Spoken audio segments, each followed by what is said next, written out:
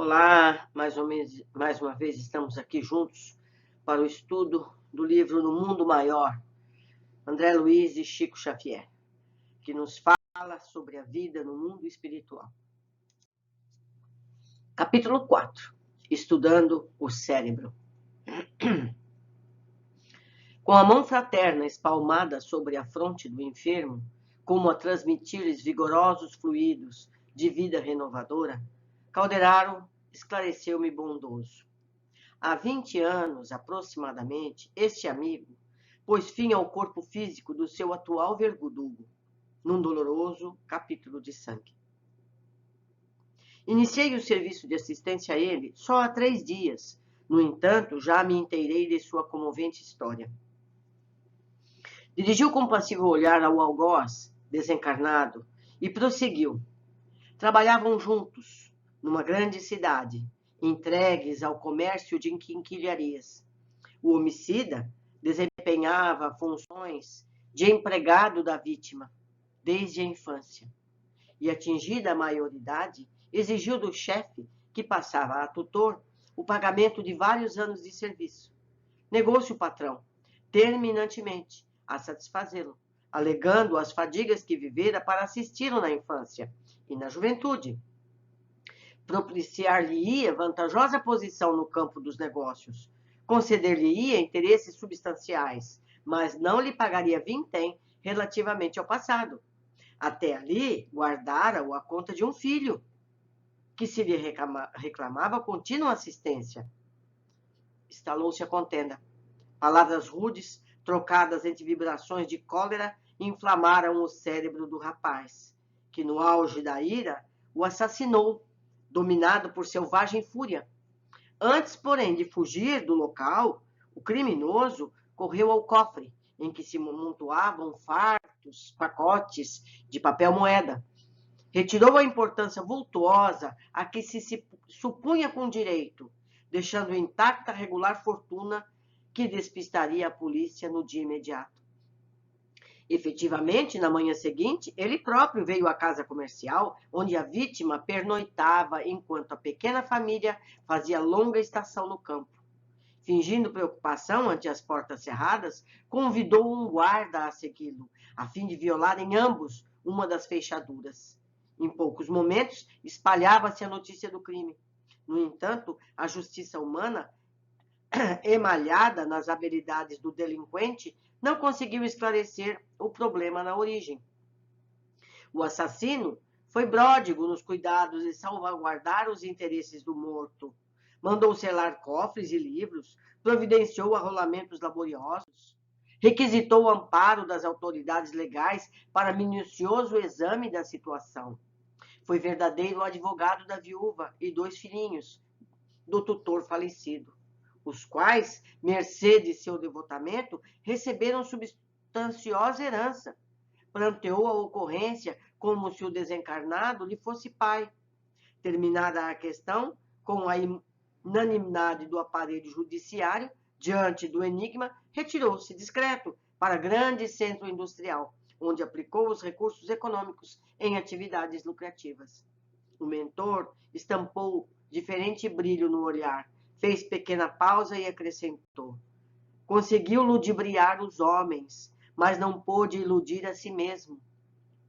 A entidade desencarnada, concentrando a mente na ideia de vingança, passou perseverante a segui-lo. Aferrou-se-lhe a organização psíquica, a maneira de era sobre muro viscoso. Tudo fez o homicida para atenuar-lhe o assédio constante. Desdobrou-se nos ingredientes materiais, ansiando o esquecimento de si mesmo e pondo em prática iniciativas que lhes fizeram afluir ao cofre enormes quantias, valorizando-lhe os títulos bancários. Observando, entretanto, que os altos patrimônios econômicos não lhe arrefeciam a intranquilidade e o sofrimento inconfessáveis, deu-se pressa em casar. Aflito por sossegar o próprio íntimo, desposou uma jovem de alma extremamente elevada, à zona superior da vida humana, a qual lhe deu 5 filhinhos encantadores. No clima espiritual da mulher escolhida, conseguiu, de certo modo, equilibrar-se, conquanto a vítima nunca o largasse. Ocasiões houve em que se engolfava nas mais cruéis depressões nervosas, assaltado por estranhos pesadelos aos olhos dos familiares, mas sempre resistia, amparado, até certo ponto, pelas afeições de que a esposa, desde muito, dispõe em nossos planos. Se as leis humanas, todavia, correspondem à falibilidade dos homens encarnados, as leis divinas jamais falecem. Conservando as forças tenebrosas acumuladas em seu destino desde a noite do assassínio, nosso desventurado amigo manteve enclausuradas no porão da personalidade todas as impressões destruidoras recolhidas no instante da queda. Repugnava-lhe uma confissão pública do crime, a qual, de certo modo, lhe mitigaria a angústia, libertando energias nefastas que arquivava. A essa altura da narrativa, Calderaro interrompeu-se, tocou a zona do córtex e prosseguiu. A mente criminosa, assediada pela presença invariável da vítima, a perturbar-lhe a memória, passou a fixar-se na região intermediária do cérebro, porque a dor do remorso não lhe permitia fácil acesso à esfera superior do organismo perispirítico, onde os princípios mais nobres do ser erguem o santuário de manifestações da consciência divina. Aterrorizado pelas recordações, transiu o irreprimível pavor em face aos juízos conscienciais. Por outra parte, cada vez mais interessado em assegurar a felicidade da família, seu único oásis do deserto escaldante, das escabrosas reminiscências, o infeliz então, respeitado por força da posição social que o dinheiro lhe conferia, embrenhou-se em atividade febril e ininterrupta. Vivendo mentalmente na região intermediária do cérebro, em caráter quase exclusivo, só sentia alguma calma quando, agindo e trabalhando, de qualquer maneira, mesmo desordenadamente, intentava a fuga através de todos os meios ao seu alcance. Deitava-se extenuado pela fadiga do corpo, levantando-se no dia seguinte, abatido e cansado, de inutilmente duelar com o perseguidor invisível nas horas do sono. Em consequência, provocou o desequilíbrio da organização perispiritual, o que se refletiu na zona motora, implantando o caos orgânico. Vocês estão lembrados, né, do desenho do cérebro. Fez característico movimento com o indicador e acentuou. Repare os centros corticais. Contemplei admirado aquele maravilhoso mundo microscópico. As células piramidais, distinguindo-se pelo tamanho, diziam da importância das funções que lhes impediam o laboratório das energias nervosas. Observando atentamente o quadro, não me parecia que estivesse a examinar o tecido vivo da substância branco-cinzenta. Tive a impressão de que o córtex fosse um robusto dínamo em funcionamento. Não estaríamos diante de algum aparelho elétrico de complicada estrutura? Malgrado essas impressões, reparei que a matéria cerebral ameaçava amolecimento. É uma patologia do cérebro. Continuava perplexo, sem saber como formular os comentários cabíveis, quando o assistente me veio em socorro, esclarecendo. Estamos diante do órgão perispiritual do ser humano, adesso a duplicar a física, da mesma forma que algumas partes do corpo carnal têm estreito contato com o indumento. Todo o campo nervoso da criatura constitui a representação das potências perispiríticas, vagarosamente conquistadas pelo ser, através de milênios e milênios. E renascendo entre as formas perecíveis, nosso corpo sutil, que se caracteriza em nossa esfera menos densa, por extrema leveza e extraordinária plasticidade, submete-se no plano da crosta às leis de recapitulação, hereditariedade e desenvolvimento fisiológico em conformidade com o mérito ou demérito que trazemos com a missão ou aprendizado necessários. O cérebro real é aparelho dos mais complexos, em que o nosso eu reflete a vida. Através dele, sentimos os fenômenos exteriores, segundo a nossa capacidade receptiva, que é determinada pela experiência. Por isso, varia ele de criatura para criatura, em virtude da multiplicidade das posições na escala evolutiva. Nem os símios ou os antropóides, a caminho da ligação com o gênero humano, eu deveria ter marcado em amarelo isso. Ele está afirmando, nem os símios ou antropóides, a caminho da ligação com o gênero humano. Quer dizer, esses macacos, esses antropóides, vão ser seres humanos mais adiante. Isso está claramente dito aqui. Vou repetir do início. Nem os símios ou os antropóides, a caminho da ligação com o gênero humano, apresentam cérebros absolutamente iguais entre si. Cada individualidade revela o consoante o progresso efetivo realizado. O selvagem apresenta um cérebro perispiritual, com vibrações muito diversas das do órgão do pensamento no homem civilizado. Sob esse ponto de vista, o encéfalo de um santo emite ondas que se distinguem das que despende a fronte mental de um cientista. Certo? É diferente. A escola acadêmica, na crosta planetária, prende-se à conceituação da forma tangível em trânsito para as transformações da enfermidade, da velhice ou da morte. Aqui, porém, examinamos o organismo que modela as manifestações do campo físico e reconhecemos que todo aparelhamento nervoso é de ordem sublime. A célula nervosa é entidade de natureza elétrica, que diariamente se nutre de combustível adequado.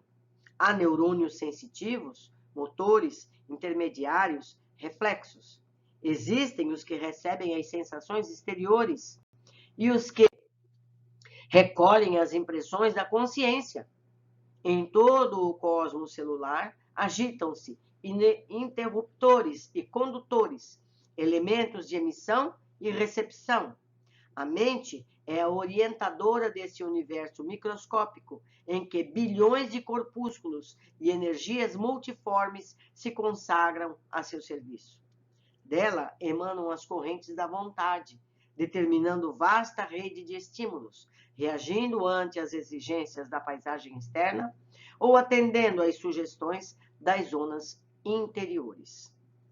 Colocada entre o objetivo e o subjetivo, é obrigada pela lei divina a aprender, verificar, escolher, repelir, aceitar, recolher, guardar, enriquecer-se, iluminar-se, progredir sempre. Do plano objetivo, recebe-lhe os atributos e as influências da luta direta. Da esfera subjetiva, absorve-lhe a inspiração, mais ou menos intensa, das inteligências desencarnadas ou encarnadas que lhe são afins e os resultados das criações mentais que lhe são peculiares. Ainda que permaneça aparentemente estacionária, a mente prossegue seu caminho, sem recuos, sobre a indefectível atuação das forças visíveis ou das invisíveis. Verificando-se pausa natural nas elucidações, ocorreram-me inúmeras e ininterruptas associações de ideias. A gente, não sendo cientista, não entendendo da mecânica mais profunda do cérebro, para a gente até aqui basta, não é como o André que vai além. Como interpretar todas as revelações de Calderaro? As células do acervo fisiológicos não se revestiam de característicos próprios? Não eram personalidades infinitesimais aglomeradas sobre disciplina nos departamentos orgânicos, mas quase livres em suas manifestações? Seriam acaso duplicatas de células espirituais? Como conciliar tal teoria com a liberação dos micro-organismos em seguida à morte do corpo? E se assim fora, não deverá a memória do homem encarnado eximir-se do transitório esquecimento do passado? São questões. O instrutor percebeu minhas hiperquirições inarticuladas. porque prosseguiu sereno como a responder-me. Mais uma vez ele escutou o pensamento do André. Conheço-te as objeções e também as formulei noutro tempo, quando a novidade me feria a observação. Posso, contudo, dizer-te hoje que, se existe a química fisiológica, temos também a química espiritual. Como possuímos a orgânica e a inorgânica, existindo extrema dificuldade em definir-lhes os pontos de ação, independentemente. Quase impossível é determinar-lhes a fronteira divisória, porque o espírito mais sábio não se animaria a localizar com a afirmação dogmática o ponto onde termina a matéria e começa o espírito. Ou seja, é tudo justaposto. No corpo físico, diferenciam-se as células de maneira surpreendente. Apresentam determinada personalidade no fígado, outra nos rins e ainda outra no sangue. Modificam-se infinitamente. Surgem e desaparecem aos milhares em todos os domínios da química orgânica propriamente dita. No cérebro, porém, inicia-se o império da química espiritual. Os elementos celulares aí são dificilmente substituíveis. A paisagem delicada e superior é sempre a mesma, porque o trabalho da alma requer fixação, aproveitamento e continuidade. O estômago pode ser um alambique em que o mundo infinitésimo se revele em tumultuária animalidade, aproximando-se dos quadros inferiores da vida, porquanto o estômago não necessita recordar compulsoriamente que substância alimentícia lhe foi dada a elaborar na véspera. O órgão da expressão mental, contudo, reclama personalidades químicas de tipo sublimado, por alimentar-se de experiências que devem ser registradas, arquivadas, lembradas, sempre que oportuno ou necessário. Intervém, então, a química superior, dotando o cérebro de material insubstituível em muitos departamentos de seu laboratório íntimo. Interrompeu-se o assistente por alguns segundos, como a dar-me tempo para refletir. Em seguida, continuou atencioso. Na verdade, não há nisso mistério algum. Voltemos aos ascendentes em evolução. O princípio espiritual acolheu-se no seio tépido das águas, através dos organismos celulares que se mantinham e se multiplicavam por siciparidade. Lá no mar, nós, milhões de anos. Em milhares de anos, fez longa viagem na esponja marinha, é um bichinho do mar, passando a dominar células autônomas, impondo-lhes o espírito de obediência e de coletividade na organização primordial dos músculos. Experimentou longo tempo antes de ensaiar os alicerces do aparelho nervoso, na medusa, no verme, no batráquio, arrastando-se para emergir do fundo escuro e lodoso das águas, de modo a encetar as experiências primeiras ao sol meridiano.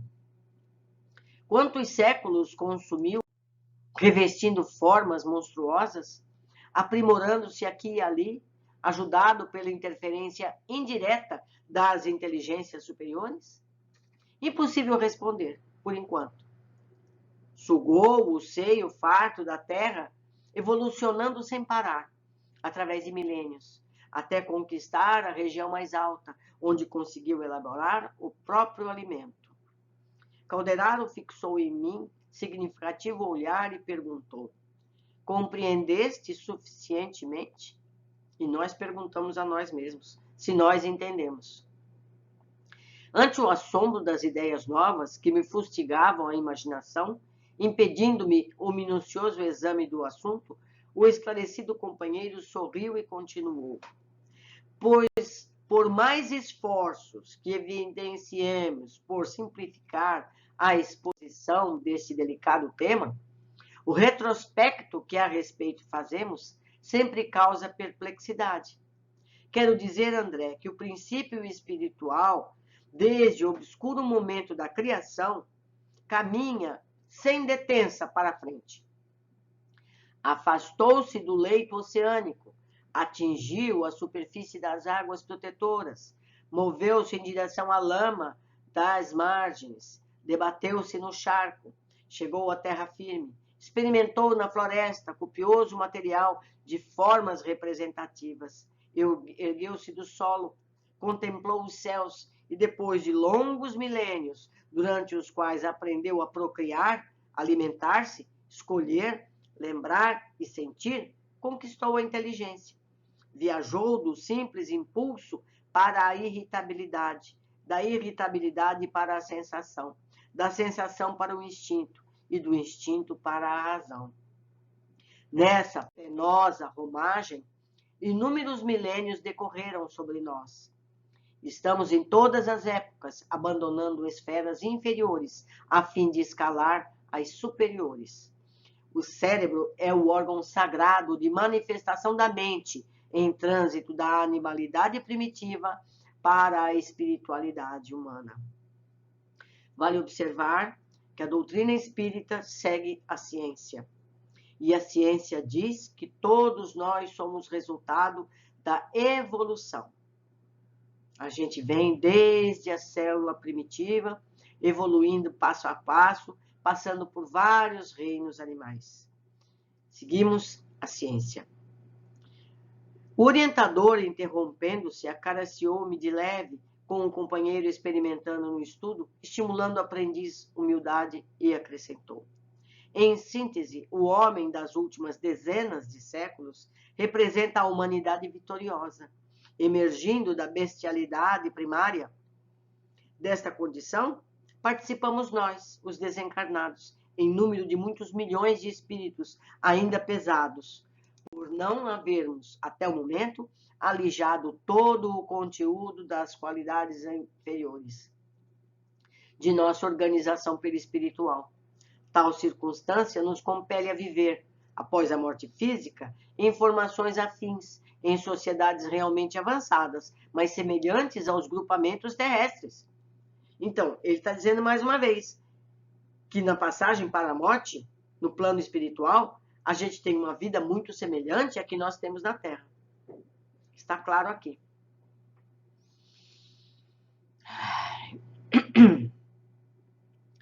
Oscilamos entre a liberação e a reencarnação. Aperfeiçoamo-nos, burilamo-nos, progredindo até conseguir, pelo refinamento próprio, o acesso às expressões sublimes da vida superior, que ainda não nos é dado compreender. Não nos é dado compreender. Nos dois lados da existência em que nos movimentamos e dentro dos quais se encontram o nascimento e a morte do corpo denso, como portas de comunicação, o trabalho construtivo é nossa bênção, aparelhando-nos para o futuro divino. A atividade na esfera que ora ocupamos é para quantos se conservam quites com a lei, mais rica de beleza e de felicidade, pois a matéria é mais rarefeita e mais obediente às nossas solicitações de índole superior. Atravessando, contudo, o rio do renascimento, somos surpreendidos pelo duro trabalho de recapitulação para a necessária aprendizagem. Por lá semearemos para colher aqui, aprimorando, reajustando e embelezando, até atingir a messe perfeita, o celeiro farto de grãos sublimes, de modo a nos transferirmos aptos e vitoriosos para outras terras do céu. Não devemos acreditar, porém, quanto aos serviços de resgate e de expiação, que a esfera carnal seja a única capaz de oferecer o bendito ensejo de sofrimento áspero redentor. Em regiões sombrias, fora dela, fora do plano físico, quais não podes ignorar, há oportunidades de tratamento expiatório para os devedores mais infelizes, que voluntariamente contraíram perigosos débitos para com a lei. Então, esses espíritos criminosos, dos mais variados tipos, não precisam necessariamente encarnar para cumprir. Num primeiro momento, é o que temos visto e veremos nos livros futuros, os campos de resgate que existem no plano espiritual. Seguindo, verificou-se breve pausa, que não interrompi, considerando a inconveniência de qualquer indagação de minha parte. Calderaro, todavia, continuou solícito. Perguntas por que motivo não conserva o homem encarnado a plenitude das recordações do longíssimo pretérito. Isso é natural, em virtude de tão grande ascendência do corpo perispiritual sobre o mecanismo fisiológico. Se a forma física evolui e se aperfeiçoou, o mesmo terá acontecido no organismo perispirítico, através das idades. Nós mesmos, em nossa relativa condição de espiritualidade, ainda não possuímos o processo de reminiscência integral dos caminhos perlustrados. Não estamos, por enquanto, munidos de suficiente luz para descer com proveito a todos os ângulos do abismo das origens. Tal faculdade só mais tarde a adquiriremos, quando nossa alma estiver escoimada de todo e qualquer resquício de sombra. Vocês já imaginaram a gente lembrar o que a gente fez há 2 ou 3 mil anos atrás? Que tipo a gente não deveria ser?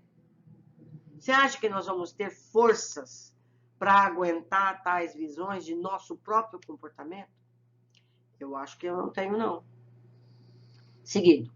Comparando, entretanto, a nossa situação com o estado menos lúcido de nossos irmãos encarnados, importa, não nos esqueça, que os nervos, o córtex motor e os lobos frontais, que ora examinamos, constituem apenas regulares pontos de contato entre a organização perispiritual e o aparelho físico, indispensáveis, uma e outra, ao trabalho de enriquecimento e de crescimento do ser eterno. Em linguagem mais simples, são respiradouros dos impulsos, experiências e noções elevadas da personalidade real que não se extingue no túmulo e que não suportaria a carga de uma dupla vida, como ele já nos explicou. Em razão disso, e atendendo aos deveres impostos, lá vem a sirene, a consciência de vigília para os serviços de cada dia, desempenham função amortecedora. São quebra-luzes, atuando beneficamente para que a alma encarnada trabalhe e evolva. Além disso, nascimento e morte, na esfera carnal, para a generalidade das criaturas, são choques biológicos, imprescindíveis à renovação. Em verdade, não há total esquecimento na crosta terrestre, nem restauração imediata da memória nas províncias de existência que se seguem, naturais, ao campo da atividade física. Todos os homens conservam tendências e faculdades que quase equivalem à efetiva lembrança do passado. Se a gente se analisar, nós vamos conhecer nossas tendências. Não é? A gente sabe, eu costumo pensar assim, pensar assado. É a nossa tendência, é aquilo que a gente foi e a gente tem uma noção. Nem todos, ao atravessarem o sepulcro, podem readquirir repentinamente o patrimônio de suas reminiscências. Quem demasiado se materialize, demorando-se em baixo padrão vibratório, no campo da matéria densa, não pode reacender de rápido, de pronto, a luz da memória. Despenderá tempo a desfazer-se dos pesados envoltórios a que inadvertidamente se prendeu. Dentro da luta humana, também é indispensável que os neurônios se façam de luvas mais ou menos espessas, a fim de que o fluxo das recordações não modere o esforço edificante da alma encarnada, empenhada em nobres objetivos da evolução ou resgate. Aprimoramento ou ministério sublime. Importa reconhecer, porém, que a nossa mente aqui age no organismo perispirítico com poderes muito mais extensos quando a gente está desencarnado, mercê da singular natureza e elasticidade da matéria que presentemente nos define a forma. Isso, contudo, em nossos círculos de ação, não nos evita a manifestações grosseiras, a quedas lastimáveis, as doenças complexas, lá no plano espiritual, porque a mente, o senhor do corpo, mesmo aqui, é acessível ao vício, ao relaxamento e às paixões arruinantes. Então, como o André havia perguntado, sim, o perispírito adoece. Nessa altura das elucidações, arrisquei uma pergunta no intervalo que se fez espontâneo. Como interpretar de maneira simples as 3 regiões de vida cerebral a que nos referimos? O companheiro não fez rogado, redarguiu. Nervos, zona motora e lobos frontais no corpo carnal, traduzindo impulsividade, experiência e noções superiores da alma, constitui campos de fixação da mente encarnada ou desencarnada. A demora excessiva num desses planos, com as ações que lhes são consequentes, determina a destinação do cosmo individual. A criatura estacionária na região dos impulsos perde-se num labirinto de causas e efeitos, desperdiçando tempo e energia. Quem se entrega de modo absoluto ao esforço maquinal, sem consulta ao passado, sem organização de bases para o futuro, mecaniza a existência, destituindo-a de luz edificante. Os que se refugiam exclusivamente no templo das noções superiores sofrem o perigo da contemplação sem obras, da meditação sem trabalho, da renúncia sem proveito. Nós precisamos estar com os 3 cérebros em funcionamento, é o que eu entendo. Para a nossa mente prossiga em direção ao alto, é indispensável se equilibre, valendo-se das conquistas passadas, para orientá-lo nos serviços presentes, amparando-se ao mesmo tempo na esperança que flui, cristalina e bela, da fonte superior do idealismo elevado.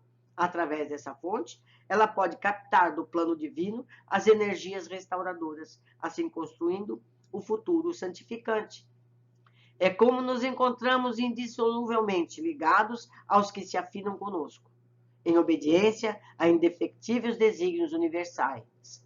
Quando nos desequilibramos pelo excesso de fixação mental num dos mencionados setores, entramos em contato com as inteligências encarnadas ou desencarnadas em condições análogas às nossas. O instrutor, com ar fraternal, indagou: entendeste? Respondi afirmativamente, possuído de sincera alegria, porque afinal assimilara a lição. Calderaro fez aplicações magnéticas sobre o crânio do enfermo, envolvendo-o em fluidos benéficos, e disse-me, após longa pausa: temos aqui 2 amigos de mente fixada na região dos instintos primários. O encarnado, depois de reiteradas vibrações no campo de pensamento, em fuga da recordação e do remorso, arruinou os centros motores, desorganizando também o sistema endócrino e perturbando os órgãos vitais. O desencarnado converteu todas as energias em alimento da ideia de vingança, colhendo o ódio em que se mantém foragido da razão e do altruísmo. Outra seria a situação se ambos se houvessem esquecido da queda, reerguendo-se pelo trabalho construtivo e pelo entendimento fraternal no santuário do perdão legítimo. O assistente deixou perceber novo brilho nos olhos percussientes e acrescentou: segundo verificamos, Jesus Cristo tinha sobradas razões, recomendando-nos o amor aos inimigos e a oração pelos que nos perseguem e caluniam. Não é isso mera virtude, senão princípio científico de libertação do ser, de progresso da alma, de amplitude espiritual. No pensamento residem as causas. Época virá em que o amor, a fraternidade, a compreensão, definindo estados do espírito, serão tão importantes para a mente encarnada quanto o pão, a água, o remédio. É questão de tempo. Lícito é esperar sempre o bem, com o otimismo divino. A mente humana, de maneira geral, ascende para o conhecimento superior, apesar de, por vezes, parecer o contrário. Em seguida, permaneceu Calderaro longos minutos em vigorosas irradiações magnéticas que, envolvendo a cabeça, e a espinha dorsal do enfermo se me afiguraram fortemente repousantes, porque em breve o doente, antes torturado, se abandonava a sono tranquilo, como sorvera suavíssimo anestésico. Dentro em pouco encontrava-se em nosso círculo, temporariamente afastado do veículo denso, tomado de pavor perante o verdugo implacável que se mantinha sentado, impassível, num dos ângulos do leito. Verifiquei que o enfermo não nos notava a presença, qual acontecia com o algoz em muda expectativa. Contava como certo que o assistente os cumulasse de longas doutrinações. Calderaro, porém, guardou absoluto silêncio. Não me contive, interroguei-o. Por que os não socorrer com palavras de esclarecimento? O doente parecia-me aflito, enquanto o perseguidor se erguia, agora mais agressivo. Por que não sustar o braço cruel que ameaçava o infeliz? Não seria justo impedir o atrito que acarretaria consequências imprevisíveis ao companheiro hospitalizado? O instrutor ouviu-me sereno e respondeu: falaríamos em vão, André, porque ainda não sabemos amá-los como se fossem nossos irmãos ou nossos filhos. Para nós ambos, espíritos de raciocínio algo avançado, mas de sentimentos menos sublimes. Que coisa incrível! São eles dois infortunados, e nada mais. Damos-lhes, no momento, o que dispomos, isto é, intervenção benéfica no campo de seus sofrimentos exteriores, nos limites de nossas aquisições do domínio do conhecimento. Olhou para a grande porta próxima e acentuou: a providência não foi, porém, esquecida. Lá vem a sirene. A irmã Cipriana, orientadora dos serviços de socorro do grupo em que coopero, não pode tardar. Alguns instantes, durante os quais o verdugo e a vítima reciprocavam palavras amargas, o prestimoso mentor prosseguiu: lembra-se de Puigsegur? Sim, recordava-me de modo vago. Fez-se em meu cérebro uma livre associação de ideias, rememorando estudos que levaram a efeito sobre certas realizações de Charcot. Não podia, entretanto, especificar particularidades, porquanto a psiquiatria não fora meu campo direto de trabalho na medicina. Tornou Calderaro solícito. Puigsegur foi um dos primeiros magnetistas que encontraram o sono revelador, em que era possível conversar com o paciente noutro estado consciencial, que não o comum. Desde então, a descoberta impressionou os psicologistas. Com ela surgia nova terapêutica para tratamento das moléstias nervosas e mentais.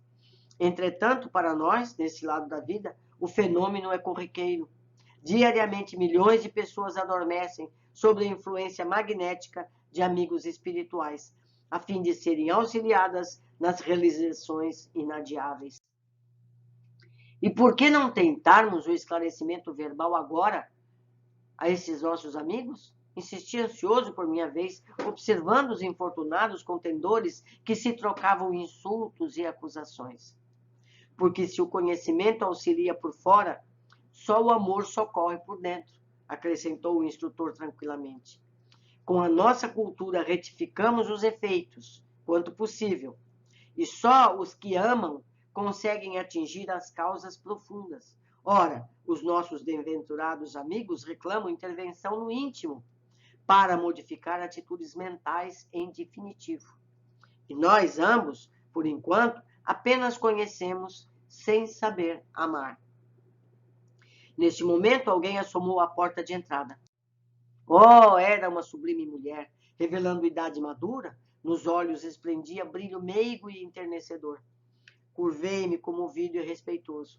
Calderaro tocou-me o ombro de leve e murmurou-me ao ouvido: é a irmã Cipriana, a portadora de divino amor fraternal que ainda não adquirimos. Olha só que beleza. Calderaro é bem humilde. Ele sabe o seu verdadeiro lugar. Vamos ver o que a gente pode observar superficialmente, porque eu confesso que não tenho capacidade para tanto. Vamos lá. Como vimos na última observação do capítulo anterior, Calderaro atendia ao paciente encarnado, que se mantinha unido a outro desencarnado. Disse ele, mão fraterna espalmada sobre a fronte do enfermo, como a transmitir-lhe vigorosos fluidos de vida renovadora. E Calderaro detalha, há 20 anos aproximadamente, este amigo pôs fim ao corpo físico do seu atual verdugo, num doloroso capítulo de sangue. Vemos aqui como a consequência do ato insano repercutiu na mesma encarnação. Não foi preciso uma reencarnação e os dois se encontraram lá adiante. Não, já nessa. A situação já se instalou. 2. Calderaro conta a história de ambos. Já vimos acima e afirma. Palavras rudes trocadas entre vibrações de cólera inflamaram o cérebro do rapaz. Mais uma vez nos é explicado que as palavras seguidas de sentimentos são a raiz de grandes danos e devemos evitar entrar nesse ciclo de vibrações e palavras, logo no início, para não corrermos esse risco. Não, a gente não precisa chegar a um caso de um crime desse. Muitas vezes uma discussão é assim aquecida por um motivo de um jogo de futebol, de um partido político. Não é verdade? A intensidade é a mesma. O problema não é o tema, é a intensidade. Isso é que faz a ligação. Terceiro, o crime acontece e ele escapa ardilosamente, mas conseguiu ludibriar os homens, mas não pôde iludir a si mesmo. A culpa gravada em sua alma segue corroendo-lhe as defesas psíquicas que o ligam dia a dia à vítima. Ou seja, ele não era de todo mal. Ele não fez isso sem remorso. Eu tenho que matar e acabou e seguiu para a vida em frente. Não. Ele sentiu a culpa. Ele percebeu que foi um ato impensado. Mas o ato foi feito. Né? A culpa gravada em sua alma segue correndo as defesas psíquicas que o liam dia a dia à vítima. Não é possível escapar de nós mesmos. Ninguém vem nos cobrar ou punir. Somos nós mesmos nossos juízes e executores. Ele diz, se engolfava nas mais cruéis depressões nervosas, assaltado por estranhos pesadelos aos olhos dos familiares. Então a gente pode entender uma coisa. Então a gente, há milênios atrás, fez alguns crimes. Naquela época, a gente achava que aquilo era a coisa mais normal do mundo. Então a gente vem evoluindo, evoluindo, evoluindo, passa a ser uma pessoa boa. Não lembra daquilo. Porque o passado fica lá escondido. Mas, à medida que vamos evoluindo, a nossa capacidade de lembrança vai se ampliando e a gente toma consciência daqueles crimes. Aí a gente quer acertar. É por isso que muitas vezes a gente vai quitar uma dívida de muitos séculos atrás. Então a gente pensa assim, nossa, fulano é tão bom, por que aconteceu isso com ele? Ele sabe. Ele sabe que ele tinha uma conta lá atrás, que ele queria sanar daquela forma. Vale lembrar mais uma vez que nós não precisamos saudar os nossos passados sempre com fatos dolorosos. Alguém que assassinou milhares de pessoas numa guerra não precisa morrer milhares de vezes de uma forma violenta. Ele pode se transformar num cardiologista e salvar milhares de vezes de vidas, não é? Então é uma forma de você quitar o seu passado de uma forma positiva. Você dar a vida às pessoas que você tirou a vida. Vamos continuar. Falávamos no capítulo anterior sobre a possibilidade de pessoas amadas serem intercessoras, pedindo ajuda para os que não têm merecimento por si mesmos. Aqui diz, amparado até certo ponto pelas afeições de que a esposa, desde muito, dispõe em nossos planos. Quer dizer, ele era um bom pai, um bom esposo, a esposa gostava dele, os filhos também. Ele adoeceu nesse estado nervoso, a esposa pedia por ele. Ela tinha merecimento. E ele, por ele se fez amar. Então, concedido alguma ajuda. O merecimento da esposa possibilitava algum socorro espiritual. 5. Conservando as forças tenebrosas acumuladas em seu destino, desde a noite do assassínio, nosso desventurado amigo manteve enclausuradas no porão da personalidade todas as impressões destruidoras recolhidas no instante da queda. Repugnava-lhe uma confissão pública do crime, a qual, de certo modo, lhe mitigaria a angústia, libertando energias nefastas que adquiria. Como aprendemos no capítulo anterior, o crime ficou arquivado na área primitiva do cérebro. Ele sentia a culpa, que se repercutia na área emocional. A confissão e o pagamento do crime na justiça seria capaz de abrandar o sofrimento dele e relaxar o assédio do opositor. Mas ele não deu esse passo de resgate e regeneração. Porque se não basta tudo isso que ele já sofreu essa vida toda, ele vai ter que acertar isso no futuro de uma forma ou de outra. 6. A presença da vítima a perturbar-lhe a memória passou a fixar-se na região intermediária do cérebro, porque a dor do remorso não lhe permitia fácil acesso à esfera superior do organismo perispirítico. Então, a simbiose entre a culpa do encarnado e o desejo de vingança da vítima desencarnada atava-os cada vez mais fortemente. Em consequência, provocou o desequilíbrio da organização perispiritual, o que se refletiu na zona motora, implantando o caos orgânico. Um motivo espiritual levou a um problema psicológico seguido de danos ao corpo físico. Então, vocês entendem por que ele fixou tanto no cérebro naquele capítulo, que foi tão difícil para a gente entender? Porque agora ele está associando para a gente perceber como é o mecanismo. Mais para frente, isso tudo vai ficando mais leve. Calderaro explana longamente sobre as características do sistema nervoso, demonstrando que cada um de nós tem um sistema resultando de nossas vivências milenares. Não há duas mentes idênticas. Diz ainda da complexidade de revelações entre os sentimentos, ações, educação, escolaridade e outras tantas variantes que se atuam em nosso cérebro perispiritual e físico simultaneamente. Colocada entre o objetivo e o subjetivo, é obrigada pela divina lei a aprender, verificar, escolher, repelir, aceitar, recolher, guardar, enriquecer-se, iluminar-se, progredir sempre. É a lei de progresso que a todos estamos submetidos. A evolução é inexorável, não dá para parar, não dá para evitar isso. 8. Do plano objetivo, recebe-lhe os atritos e as influências da luta direta da esfera subjetiva.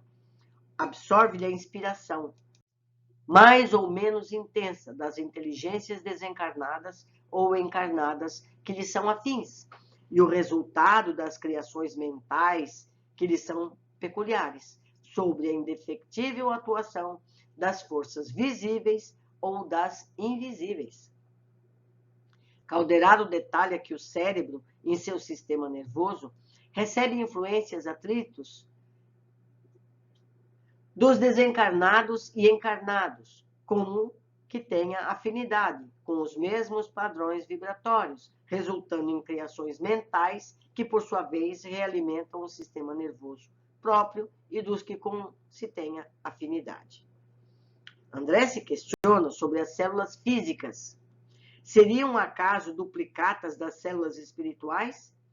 Como conciliar tal teoria com a libertação dos micro-organismos em seguida à morte do corpo? E se assim fora, não deverá a memória do homem encarnado eximir-se do transitório esquecimento do passado? Ao que Calderaro explica. Existe a química fisiológica, temos também a química espiritual. Quase impossível é determinar-lhes a fronteira divisória, porquanto o espírito mais sábio não se animaria a localizar, com afirmações dogmáticas, o ponto onde termina a matéria e começa o espírito. No cérebro, porém, inicia-se o império da química espiritual.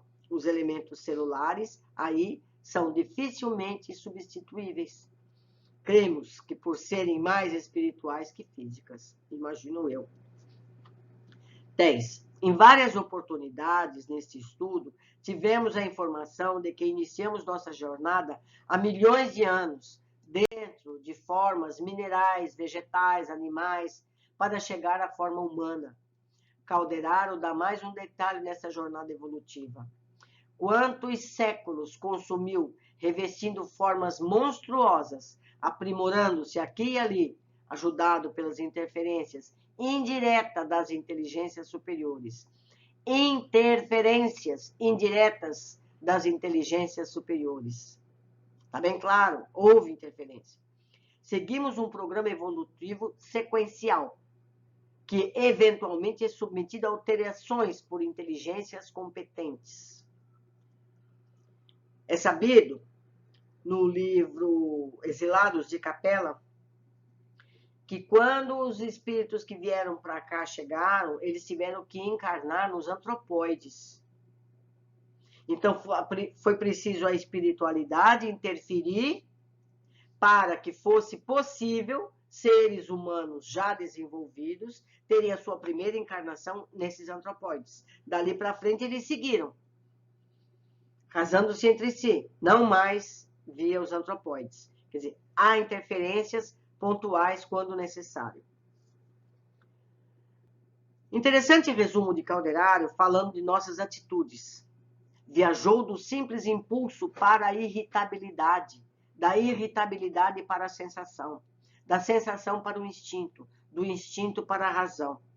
O cérebro é o órgão sagrado de manifestação da mente, em trânsito da animalidade primitiva para a espiritualidade humana.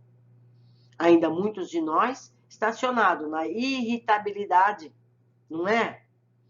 Apesar de já termos passado das sensações e do instinto, ainda mantemos características anteriores.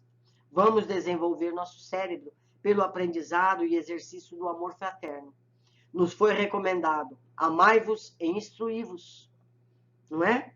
Se irritabilidade resolvesse alguma coisa, o mundo estaria resolvido, não é verdade? Não adianta ficar irritado. 12. Calderaro esclarece ainda que não devemos acreditar, porém, quanto aos serviços de resgate e de expiação, a que na esfera carnal seja a única capaz de oferecer o bendito ensejo de sofrimento áspero e redentor. Em regiões sombrias, fora dela, quais não podes ignorar a oportunidade de tratamento expiatório para os devedores mais infelizes que voluntariamente contraíram perigosos débitos para com a lei. Portanto, devemos agradecer e aproveitar ao máximo as oportunidades de resgate e expiação nos planos físicos, porque é mais fácil. Pois nos planos desencarnados, possivelmente, seria muito mais difícil. Sabemos que há os que se recusam a encarnar sistematicamente, e nesse caso só lhes resta a região sombria, que já tivemos descrições em livros anteriores e teremos em livros seguintes. Aguardem libertação. Já estamos chegando. 13. Calderaro responde às questões de André, que André apenas cogitou mentalmente sobre a razão de não nos lembrarmos do passado ancestral e tem a resposta. Não estamos, por enquanto, munidos de suficiente luz para descer com proveito a todos os ângulos do abismo das origens. Tal faculdade só mais tarde a adquiriremos, quando a nossa alma estiver escoimada de todo e qualquer resquício da sombra. Lembrei de um livro que eu li, chama Filhos da Chuva, cujo autor se nega a afirmar ser ele o protagonista. Dentro da narrativa, nos diz que em vida anterior foi levado ao hospício por ter afirmado serem deles as lembranças. Então, ele não é louco de falar de novo e voltar para o hospício. Então, ele escreveu o livro, contou tudo que ele lembrou, dizendo que foi um romance. O livro é muito bom. Nesse livro, ele narra a sua vivência desde os dias ancestrais, quando ele vivia em árvores. já humano, mas muito primitivo, até os dias em que chegou a ser um professor universitário. As memórias deles são ricas em detalhes fantásticos. Se puderem, leiam. Chama Os Filhos da Chuva. Mas não precisamos lembrar todo o passado para termos uma ideia de quem somos. Todos conservam tendências e faculdades que quase equivalem à efetiva lembrança do passado. Basta sermos honestos em nosso autoexame. Somos vaidosos, egoístas, autoritários, desonestos, etc, etc, etc. O que nós somos? Analisando friamente nossas tendências, poderemos ter uma ideia bem aproximada do que precisamos nos libertar para não retardar a nossa evolução. Calderaro fala ainda da plasticidade do perispírito, da ação de nossa mente, estejamos encarnados ou desencarnados. Diz lá, importa reconhecer, porém, que a nossa mente aqui age no organismo perispirítico com poderes muito mais extensos, mercê da singular natureza e elasticidade da matéria que presentemente nos define a forma, quando estamos desencarnados. Isso, contudo, em nossos círculos de ação, não nos evita as manifestações grosseiras, as quedas lastimáveis, as doenças complexas, porque a mente, o senhor do corpo, mesmo aqui, mesmo no plano desencarnado, é acessível ao vício, ao relaxamento e às paixões arruinantes. Portanto, a necessidade de nos mantermos vigilantes é permanente. Procurar manter a mente em equilíbrio emocional. A culpa é ponte para o desgaste. O que precisamos é reparar os erros e não estacionar na culpa. Todos erramos ontem, hoje e ainda por algumas encarnações. Errando, aprendemos a não errar, reparando nossos erros. Calderaro nos fala das consequências de estacionarmos em uma fase das vidas mentais. A criatura estacionária na região dos impulsos perde-se num labirinto de causas e efeitos, desperdiçando tempo e energia. Quem se entrega de modo absoluto ao esforço maquinal, sem consulta ao passado, sem organização de bases para o futuro, mecaniza a existência, destituindo-a de luz edificante. Os que se refugiam exclusivamente no templo das nações superiores sofrem o perigo da contemplação sem obras, da meditação sem trabalho, da renúncia sem proveito. Está clara essa exemplificação. Até mesmo os que escolhem a vida contemplativa, longe das tentações da vida prática, acabam por estacionar por falta de trabalho ativo, uma renúncia vazia de realizações. O que importa é o nosso produto, é o que nós fizemos, o que nós realizamos. Porque intenções, apenas intenções, é muito pouco, não é? Se o Pai Celestial, o Criador, cria sem parar, não é? Nós precisamos criar também. Seja beleza, seja equilíbrio, sejam filhos, sejam o que for. Nós precisamos trabalhar no bem, preferencialmente. 17. Como já estudamos, a fixação em determinado tema mental, seja uma ansiedade, medo, preocupação e mesmo os assuntos que proporcionam prazer, temos consequências danosas. Nos encontramos indissoluvelmente ligados aos que se afinam conosco, em obediência a indefectíveis desígnios universais. Quando nos desequilibramos pelo excesso de fixação mental num dos mencionados setores, entramos em contato com as inteligências encarnadas ou desencarnadas em condições análogas à nossa. E sofremos as consequências dessa simbiose. Não nos interessa a simbiose. Nós precisamos ser autônomos, responsáveis por nossos atos, pensamentos e assim por diante. 12.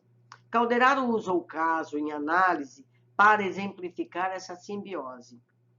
Dois amigos de mente fixada na região dos instintos primários, o encarnado, depois de reiteradas vibrações no campo de pensamento, em fuga da recordação e do remorso, arruinou os centros motores, desorganizando também o sistema endócrino e perturbando os órgãos vitais.